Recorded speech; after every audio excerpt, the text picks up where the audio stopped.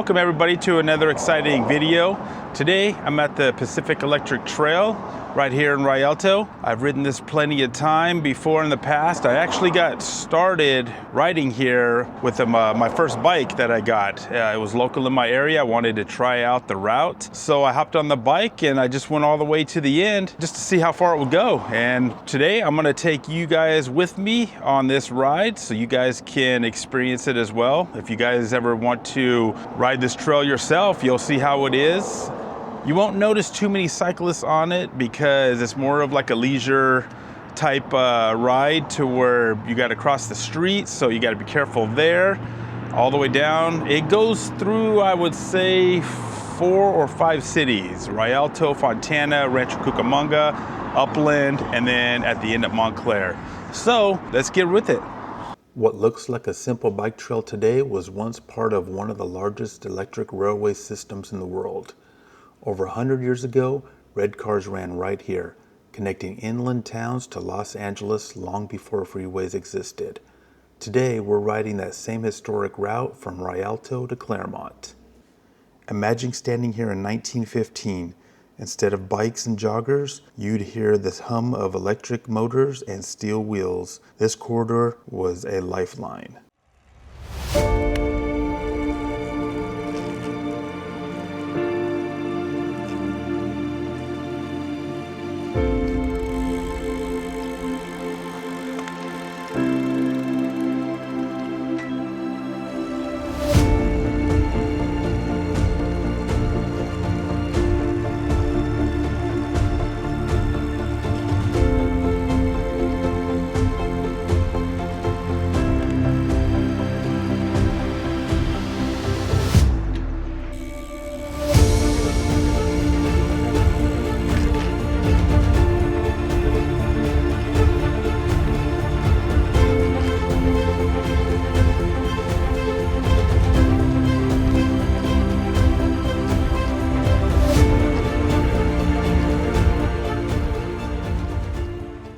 Rolling into Fontana, the story shifts from agriculture to industry. Fontana grew rapidly in the mid-20th century, especially during World War II. Rail lines like this were critical in transporting workers and materials. The Fontana Depot served as a stop along the Pacific Electric line. Small depots weren't just waiting areas, they were gateways. People arrived here seeking jobs, opportunities, and connection. Rail infrastructure helped fuel the region's industrial expansion. Steel production and manufacturing relied heavily on transportation corridors like this one. But by the 1950s, Southern California was fully embracing the automobile. Passenger rail service declined rapidly. By the early 1960s, much of the red car system was dismantled. Today, the depot stands as a reminder of that era when the electric rail shaped the identity of towns like Fontana.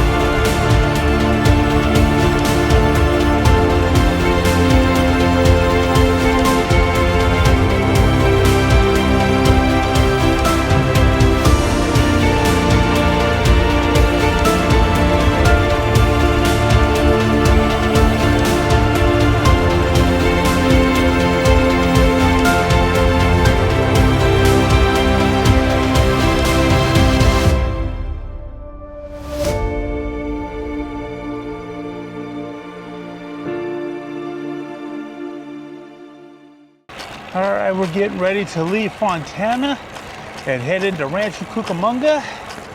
The scenery is pretty good in Rancho Cucamonga.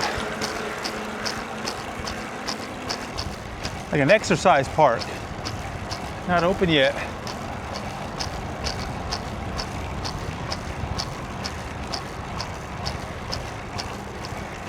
All right, we are leaving Fontana right there. Entering Rancho Cucamonga for the second city. Now we're entering Rancho Cucamonga near the historic Etiwanda district. The Etiwanda Depot, built in 1914, once welcomed passengers traveling this exact route. Small town stations like this connected inland communities to Los Angeles decades before commuting by car became common. Rail lines often determined where towns grew. If the train stopped there, development followed. Rancho Cucamonga benefited directly from that connectivity.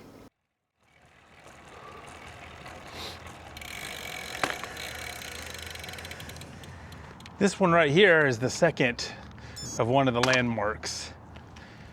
It stands here just like the other one. It's a good thing they didn't take this out. I mean, you can ride by it, see it every time, and just be reminded of back in the day when the trains ran through here, picking up passengers, dropping them off. And now today it's built for us to ride. Agriculture thrived. Families could travel farther distances. Electric rail was considered modern and forward-thinking technology at the same time. But progress shifted toward highways. The expansion of the freeway system made cars dominant. One by one, interurban rail lines shut down. What makes this trail special is that it follows the original rail bed, engineered for trains over a century ago. That's why it feels so straight and steady. The tracks are gone, the purpose has changed, but the alignment is still here.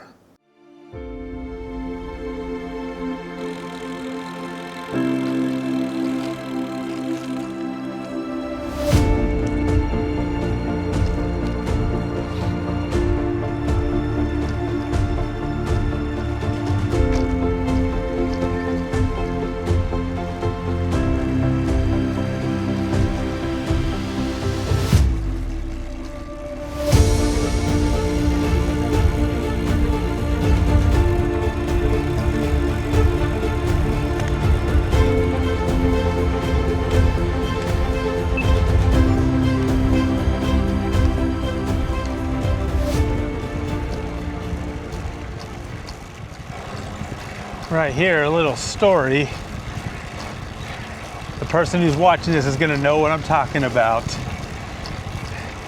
We were riding mountain bikes and I tried to pass him on the right and I caught his handlebar to my handlebar.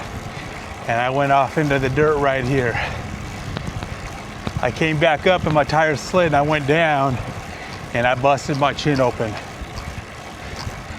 To this day, he says I got acid for blood because my blood stain was on the ground for about a month. After that, every time we went by, we would see it.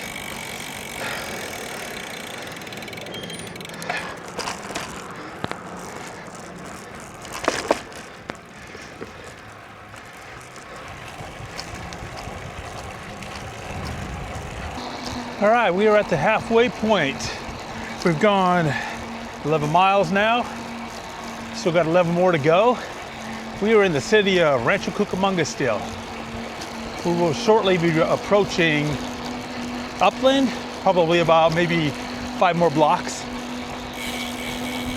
And then we will just have Montclair, and then we will reach the end.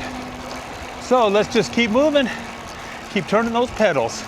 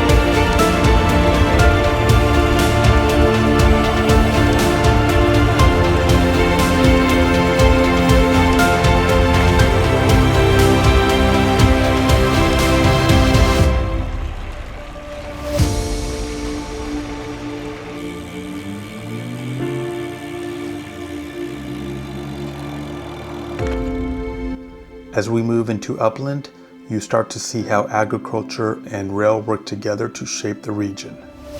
Upland was once dominated by citrus groves. Rail access meant growers could ship produce efficiently across Southern California. Beyond farming, rail made inland living practical. Residents could communicate west without being isolated. That connectivity helped transform small agricultural towns into structured suburban communities. When trucking and freeways replaced rail freight, the economic advantage shifted.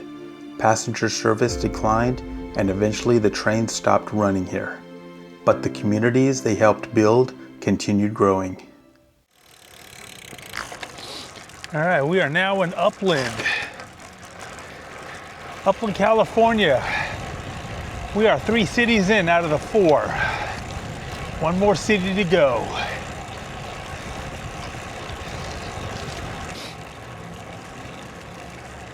Right now we're in old downtown Upland. I think one of my favorite sections of this whole ride is right here in Upland. There's shade, get to see the old areas.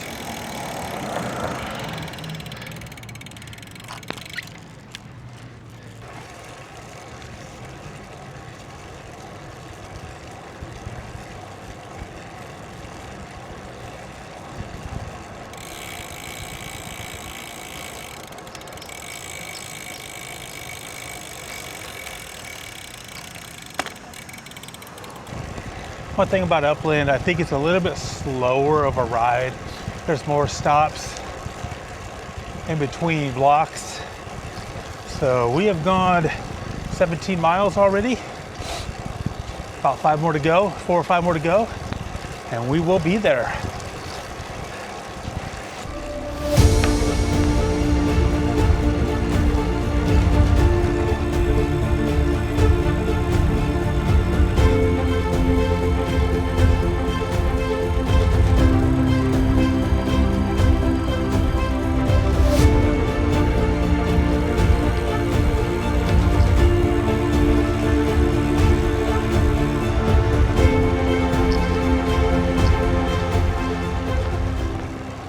We're finishing today in Claremont, a city known for its historic colleges and tree-lined streets. Rail access helped institutions and neighborhoods here expand in the early 20th century. Students and visitors could travel between Claremont and Los Angeles with relative ease for the time. The Pacific Electric Railway once symbolized innovation and connectivity across Southern California. By the early 1960s, most of the system had disappeared, replaced by highways and automobiles. But instead of vanishing completely, corridors like this one were preserved and repurposed.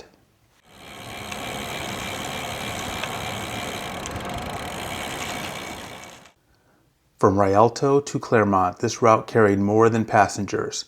It carried opportunity, growth, and transformation. Today it carries riders. Different wheels, same path. Down there. We've reached the end of the Pacific Electric Trail, but this route has been carrying people for over a century. What started as an electric train moving communities across Southern California now carry riders, runners, and stories of its own. The tracks are gone, but the path is still here. This was the Pacific Electric Trail, and this is Every Trail Taken. I'll see you on the next one.